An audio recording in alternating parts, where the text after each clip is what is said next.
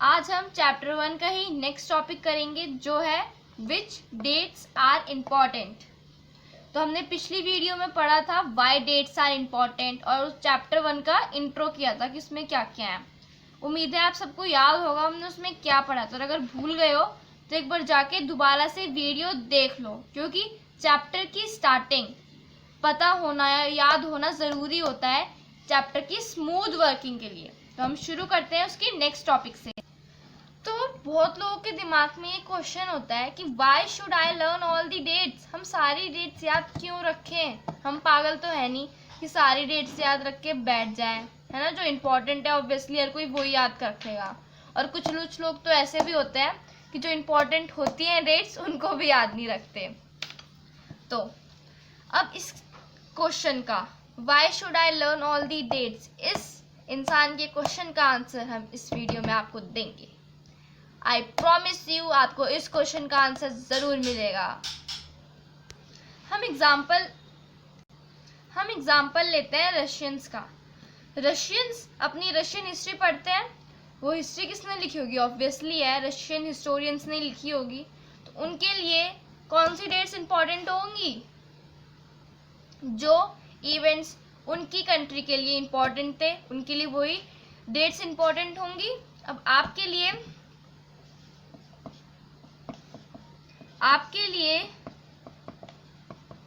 आपका birthday important होगा, आपकी बर्थडे डेट। मेरे लिए मेरी बर्थडे डेट इम्पोर्टेंट होगी। अब आप इतने ज्ञानी तो हो नहीं कि पूरे दुनिया की बर्थडे डेट्स याद रख के बैठे रहते हो कि किस दिन कौन हुआ है, कब मरेगा। कोई इतना ज्ञानी नहीं है, है ना। तो ऐसे ही रशियंस अपनी कंट्री की हिस्ट्री पढ़ेंगे, उसमें उनकी हिस्टोरियंस ने लिखी होगी और उनके लिए वो डेट्स इंपॉर्टेंट होंगी। तो रशियंस के लिए उनके तब फ्रीडम हुआ, उनका कब कॉन्स्टिट्यूशन बना, उनके लिए वो सारी डेट्स इंपॉर्टेंट है। ऐसे ही फ्रांस के लोगों के लिए जो फ्रेंच हिस्टोरियंस ने लिखा है, जो उनके लिए डेट्स इंपॉर्टेंट है, उनके इवेंट्स इंपॉर्टेंट है, वो डेट्स उनके लिए। एग्जाम्पल लेते हैं ब्रिटिशर्स का। मैंने आपको पहले में भी बताया था वीडियो में कि हम 8th क्लास में पढ़ रहे हैं मॉडर्न हिस्ट्री। तो मॉडर्न हिस्ट्री बेसिकली किसके अराउंड घूमती रहती है? हमारे इंडिपेंडेंस मूवमेंट्स पर, हमने कैसे हमें फ्रीडम मिला, इन सब पे। तो वो ब्रिटिशर्स ने लिखा है, ब्रिटिशर्स हिस्टोरियंस ने लिखा है। तो उनके लिए क्या इम्पोर्टेंट था? उनके जर्नल्स, उनके वाइस रॉयज की लॉर्ड वेल्लेस्ली से लेके लॉर्ड माउंटबेटन तक कौन कौन से वाइस रॉयज या जर्नल्स आए, उनके लिए वो इम्पोर्टेंट है। उनका टाइम पीरियड कि कब से कब तक उन्होंने रूल किया, that is important for them. हमारे लिए हमारे किंग्स के बारे में जानना, उन्होंने कब से कब तक रूल किया, वो इम्पोर्टेंट होगा। तो हमें उन इवेंट्स की डेट को याद रखना होगा। पर अभी हम मॉडर्न हिस्ट्री पढ़ रहे हैं, वो किसने लिखी है? ब्रिटिश हिस्टोरियंस ने। तो हमें उनकी डेट्स याद रखनी पड़ेंगी कि कब से कब तक कौन से वाइस रॉयज कब से कब तक इंडिया पे उन्होंने रूल किया। जैसे मैंने आपको पहले भी एग्जांपल दिया बर्थडेज का। आपके लिए आपकी बर्थडे डेट इंपॉर्टेंट है, मेरी बर्थडे डेट इंपॉर्टेंट है। हम अपनी फैमिलीज और फ्रेंड्स की भी याद रखते हैं, पर हम पूरे दुनिया की बर्थडे डेट्स याद नहीं रखते कि कब कौन हुआ था, कब कौन मरा, है ना। तो ऐसे ही हर कंट्री के लिए उनकी कंट्री की हिस्ट्री इंपॉर्टेंट है, और उसमें कौन कौन से मेन इवेंट्स हुए हैं उनकी डेट याद रखना उनके लिए इम्पॉर्टेंट है। अब बहुत से लोग इस वीडियो को देखने के बाद क्या करेंगे? अपनी बुक उठाएंगे और मेन जो उनके लिए इम्पोर्टेंट होंगी डेट्स वो मार्क कर लेंगे। मैं दोबारा से बता रही हूँ, हम कोई हिस्टोरियन नहीं है, हम स्टूडेंट्स हैं। हम भी इस दौर से गुजरे हैं, हमने भी डेट्स याद रखनी है और अब तक रख रहे हैं। मजबूरी है, हमें सारी डेट्स याद रखनी पड़ेगी जो हिस्टोरियंस को इम्पोर्टेंट लगी उन्होंने बनाई।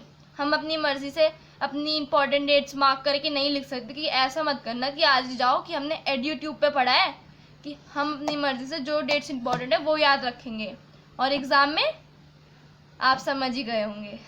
तो हमारे लिए हमें पढ़ना ज़रूरी है जो हिस्टोरियंस के लिए इम्पोर्टेंट है। उन्होंने अपनी हिसाब से हिस्ट्री लिखी है, उन्होंने बनाया है, कौन कौन से उन्होंने डेट्स इंपॉर्टेंट लिखी, उस हिसाब से उन्होंने हिस्ट्री बनाई है हमारी, और हमें वही डेट्स याद रखनी पड़ेंगी।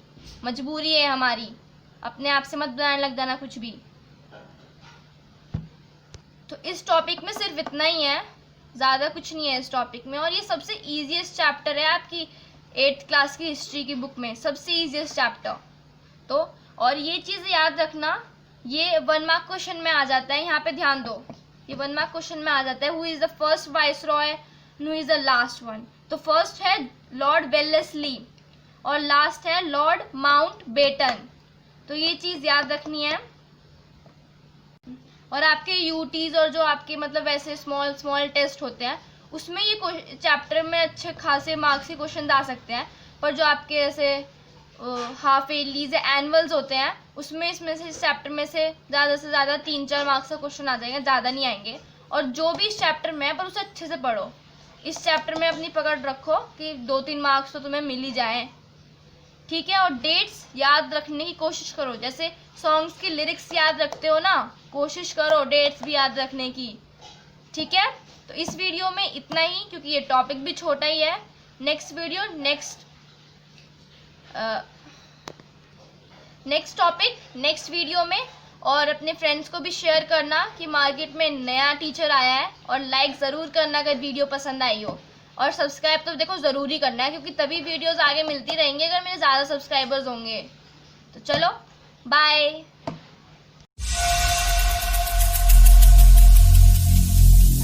Every single day